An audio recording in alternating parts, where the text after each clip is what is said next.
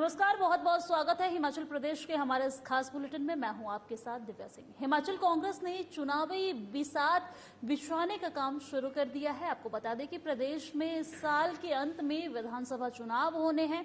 ऐसे में हिमाचल कांग्रेस पूरी तरह एक्टिव मोड में नजर आ रही है। वहीं कांग्रेस पार्टी ने इच्छुक उम्मीदवारों से चुनाव लड़ने के लिए कोरे कागज पर आवेदन मांगे हैं, जो पूरी तरह से निःशुल्क रखे गए हैं। वहीं हिमाचल के कांग्रेस के उपाध्यक्ष नरेश चौहान ने बताया है कि लोकतांत्रिक प्रणाली के तहत कांग्रेस पार्टी के शीर्ष नेतृत्व ने ये व्यवस्था तय की है। उन्होंने कहा है कि हिमाचल कांग्रेस का कोई भी कार्यकर्ता चुनाव लड़ने के लिए आवेदन कर सकता है। आपको बता दें कि उम्मीदवार को अपना आवेदन पूरे बायोडाटा के साथ भेजना होगा। वहीं बीजेपी द्वारा कांग्रेस के G23 को लेकर लगाए जा रहे आरोपों पर नरेश चौहान ने पलटवार करते हुए कहा है कि कांग्रेस में सबको बोलने की आजादी है, लेकिन बीजेपी में नरेंद्र मोदी के सामने कोई नहीं बोल सकता है। वहीं केंद्रीय मंत्री नितिन गडकरी को बीजेपी ने संसदीय बोर्ड से बाहर निकाल दिया है और बीजेपी के वरिष्ठ नेता लालकृष्ण आडवाणी को भी दरकिनार कर दिया गया है। साथ ही कांग्रेस ने कहा है कि बीजेपी में क्या स्थिति है, बीजेपी नेता उसी को देखें, कांग्रेस पर टिप्पणी करना छोड़ दे।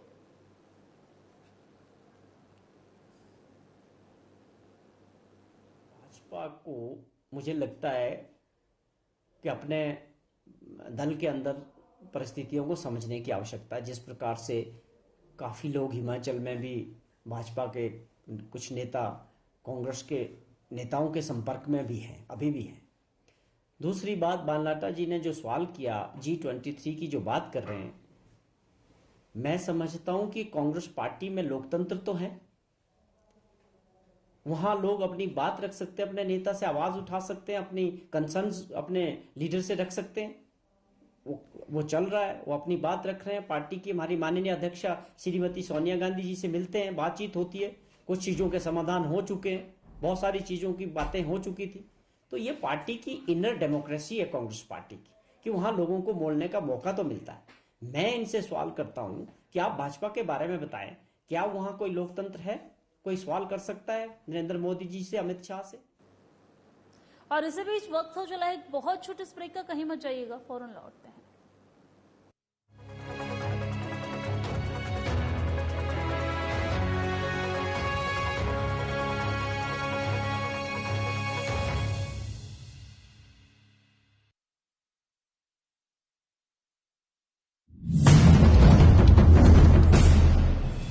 केंद्र सरकार का एक इंजन जिस योजना को शुरू करता है, राज्य सरकार का दूसरा इंजन उस योजना को तेज गति से आगे ले जाता है।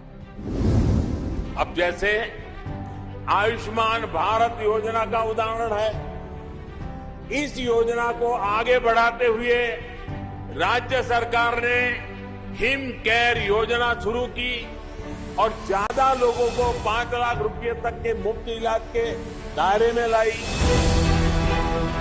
बड़े बड़े संकल्प कैसे सिद्धि तक पहुंचते हैं, हिमाचल इसका जीता जागता उदाहरण है। हिमाचल वासी स्वस्थ और सेहतमंद रहें, दीर्घायु हों, इसके लिए डबल इंजन की सरकार निरंतर प्रयासरत है। केंद्र सरकार की आयुष्मान और राज्य सरकार की हिम केयर योजना गरीबों का संबल बन रही है। इन दोनों ही योजनाओं में 5 लाख रुपए तक के उपचार की निःशुल्क सुविधा दी जा रही है। आयुष्मान या हिम केयर कार्ड होने पर मरीज सरकारी या चुनिंदा निजी अस्पतालों में निःशुल्क इलाज करा सकता है। मेरी मदर श्रीमती फूला अवस्थी, जो कि जनवरी 20 में अस्पताल में दाखिल हुई थी, इनको अस्थमा प्रॉब्लम थी और बीपी और थोड़ा हार्ट की प्रॉब्लम भी हो गई थी। हमने हिम केयर कार्ड बनवाया हुआ था, जिससे इनको एडमिट होने पर पूरी सुविधा प्राप्त हुई, फ्री में दवाइयाँ मिली। गरीब परिवारों के लिए जो कि अपना रोजी रोटी कमा के दवाइयों का खर्च नहीं पूरा कर पाते हैं, उनके लिए ये बहुत अच्छी योजना है। हम इस सरकार का बहुत धन्यवाद करते हैं। गरीब की पीड़ा को करीब से समझने वाले जयराम ठाकुर ने ये सुनिश्चित किया है कि राज्य में कोई भी व्यक्ति पैसे की तंगी के कारण इलाज से वंचित न रहे। हिम केयर योजना में प्रत्येक पात्र लाभार्थी परिवार के 5 सदस्यों को शामिल किया जा सकता है। अगर किसी परिवार में 5 से अधिक सदस्य हैं, तो उनके 2 कार्ड बनाए जाएंगे। इस योजना का लाभ प्राप्त करने के लिए कोई आयु सीमा निर्धारित नहीं की गई है। डबल इंजन सरकार की दोनों स्वास्थ्य योजनाएं जरूरतमंदों की पीड़ा दूर करने में संजीवनी साबित हो रही हैं। हम एक गरीब फैमिली से बिलोंग करते थे जी, और सरकार ने हमारे को बहुत हेल्प दी हिम केयर कार्ड की जी। इस हिम केयर कार्ड की वजह से आज मैं दूसरी बार भी ठीक हो गई जी। मैं सरकार का बड़ा बड़ा धन्यवाद करती हूँ जी। राज्य में आयुष्मान भारत योजना के तहत 4,32,000 परिवारों को गोल्डन कार्ड जारी किए गए हैं। जुलाई 2022 तक इस योजना में 1,49,000 लाभार्थियों को 187.53 करोड़ रुपए की निःशुल्क चिकित्सा सहायता उपलब्ध कराई गई। जो परिवार आयुष्मान भारत योजना के पात्र नहीं है या सरकारी अथवा सेवानिवृत्त कर्मचारी नहीं है, ऐसे लोगों के लिए जयराम सरकार की हिम केयर योजना मददगार साबित हो रही है। जन स्वास्थ्य सुरक्षा से जुड़ी इस योजना के तहत 6,18,000 परिवारों को हिम केयर हेल्थ कार्ड जारी किए गए हैं। मुख्यमंत्री हिम केयर योजना में अब तक 3,08,000 लाभार्थियों को 285 करोड़ 35 लाख रुपए की निःशुल्क चिकित्सा सुविधा उपलब्ध कराई गई। राज्य में ज्यादा से ज्यादा लोग हिम केयर योजना का आसानी से फायदा उठा सकें, इसके लिए हिम केयर कार्ड को रिन्यू कराने की अवधि 1 साल से बढ़ाकर 3 साल की गई है। इस योजना में नए परिवार साल में कभी भी शामिल हो सकते हैं। इस वित्त वर्ष राज्य की विभिन्न जेलों में बंदियों को भी लाया गया है। पूरा और निःशुल्क इलाज मिले सबको, यह था हमारा सपना। आयुष्मान भारत हिम केयर से बना स्वस्थ हिमाचल अपना। आयुष्मान और हिम केयर के साथ स्वस्थ हिमाचल का सपना हो रहा साकार।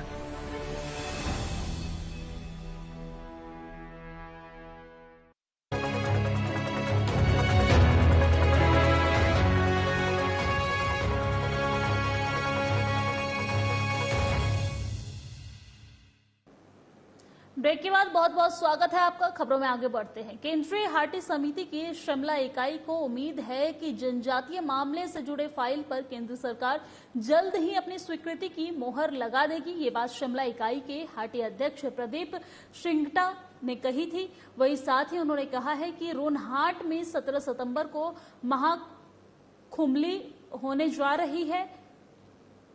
इस बीच अगर केंद्र ने ये मामला सुलझाया तो इसे जश्न रैली के रूप में तब्दील किया जाएगा। मीडिया कर्मियों से बातचीत के दौरान उन्होंने कहा है कि हाटी आंदोलन में जिन भी लोगों ने अपनी भूमिका निभाई है वो उन सभी का आभार व्यक्त करते हैं। उन्होंने कहा है कि अगर गिरिपार क्षेत्र जनजातीय घोषित हुआ तो किसी भी जाति और वर्ग के हित प्रभावित नहीं होंगे। हाटी धर्मनिरपेक्ष शब्द है और इसमें 14 जातियों के लोग शामिल हैं। ये 14 जातियों का बड़ा परिवार है। केंद्रीय हाटी समिति सबके हित के बराबर पैरवी कर रही है। उन्होंने कहा है कि चंद लोग जाति के नाम पर लोगों को गुमराह कर वैमनस्य पैदा कर रहे हैं। ऐसे में लोगों को मुख्यमंत्री जयराम ठाकुर और शिमला के सांसद और बीजेपी के प्रदेश अध्यक्ष सुरेश कश्यप ने तथ्यों सहित जवाब दिया है।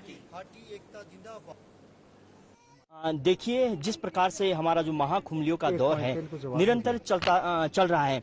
सर्वप्रथम इस जो हाटी महाकुंभली है और एक विशाल आंदोलन के रूप में जो हमारी महाकुंभलियां चली थी वो शिलाई विधानसभा क्षेत्र के रोनहाट से शुरुआत हुई थी, जिसमें हजारों लोगों ने फेज 1 में बहुत ज्यादा पार्टिसिपेशन की थी और फेज 2 की हम शुरुआत कर रहे हैं, जो कि हमारी अभी 17 सितंबर को रोनहाट में प्रस्तावित है और जिसमें हजारों की संख्या में हाटी जो हमारे आंदोलनकारी है, हाटी समर्थक है और जो लोग हैं वहां के, वो इकट्ठे हो गए और फिर से अपनी आवाज बुलंद करेंगे।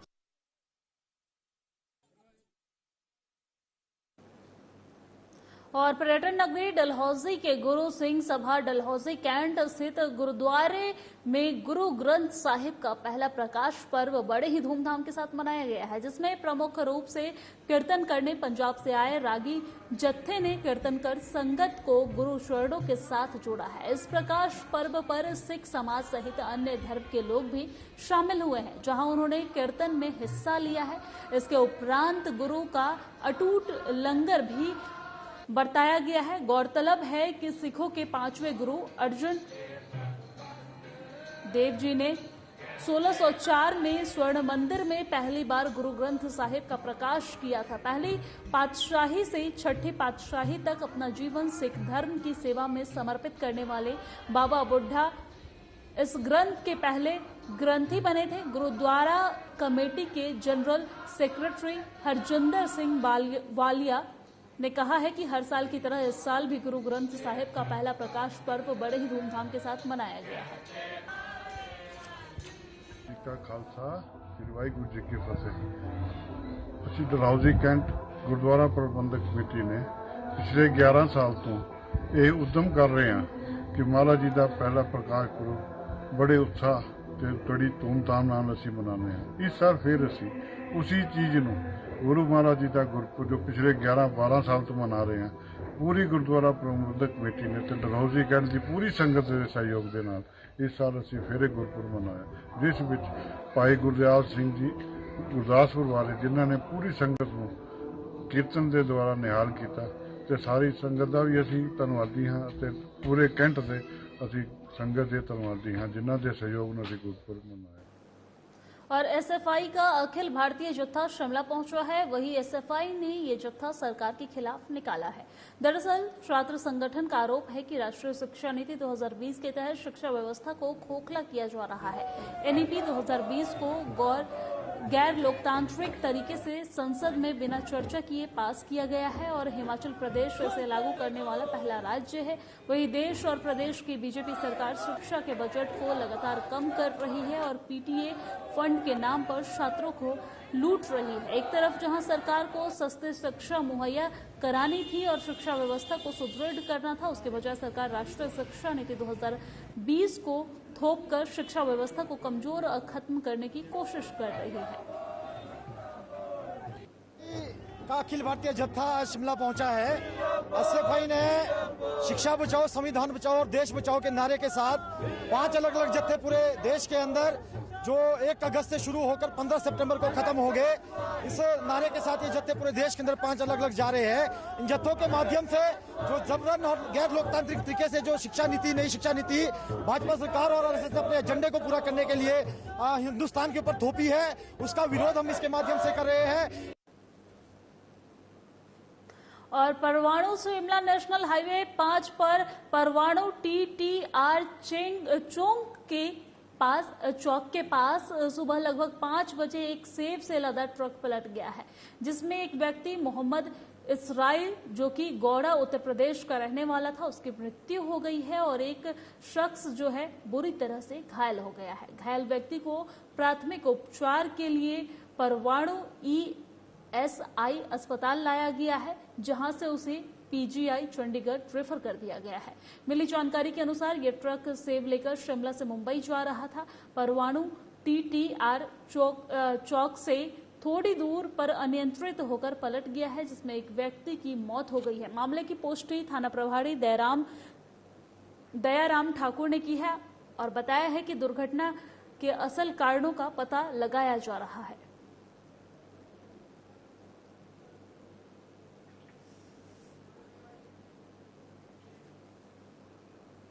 और हिमाचल प्रदेश के बिलासपुर जिले में एक सरिया फैक्ट्री में शनिवार देर रात जोरदार ब्लास्ट हो गया है। ब्लास्ट में 8 मजदूर झुलस गए हैं, सभी को अस्पताल में भर्ती कराया गया है। सीएम जयराम ठाकुर ने हादसे पर चिंता जताई है। जानकारी के अनुसार गोवलथाई स्थित सरिया फैक्ट्री में रात करीब 2:50 पे अचानक भट्टी में जोरदार धमाका हुआ। भट्टी में ज्यादा स्टीम बनने के कारण ये ब्लास्ट हुआ है। इसकी चपेट में आने से 8 मजदूर झुलस गए हैं। वहीं 6 घायलों को पीजीआई रेफर कर दिया गया है और 2 का ऊना अस्पताल में भर्ती कराया गया है। आरोप है कि हादसा फैक्ट्री प्रबंधन की लापरवाही के कारण हुआ है। फैक्ट्री ने इन्हें सेफ्टी किट नहीं दी थी। फैक्ट्री में इन्हें सेफ्टी किट नहीं दी गई थी। पुलिस ने झुलसे मजदूर दीप कुमार के बेटे वीर सिंह निवासी गांव बीपर जिला सोलन ने शिकायत दर्ज कराई है। थाना कोटक हलूर में पुलिस ने मुकदमा दर्ज कर लिया है और जांच शुरू कर दी गई है। कितनी कैजुअलिटी सर ब्रीफ करते हैं? एक्चुअली क्या 2:30 बजे के अप्रॉक्सीमेटली फर्नेस स्लैग ऑफ के लिए लिफ्टिंग की है। स्लैग ऑफ होने के बाद जैसे ही फर्नेस वापस आया तो उसका हाइड्रोलिक फेलियर हुआ, तो एकदम उसके ऊपर स्ट्रेस पड़ने से बॉटम से मेटल रश आउट हुआ और जिसकी वजह से ये हादसा हुआ, जिसमें हमारे 8 वर्कर्स जो हैं वो इंजर्ड हुए हैं। 3 को माइनर इंजरीज थी, उनको हमने ऊना हॉस्पिटल।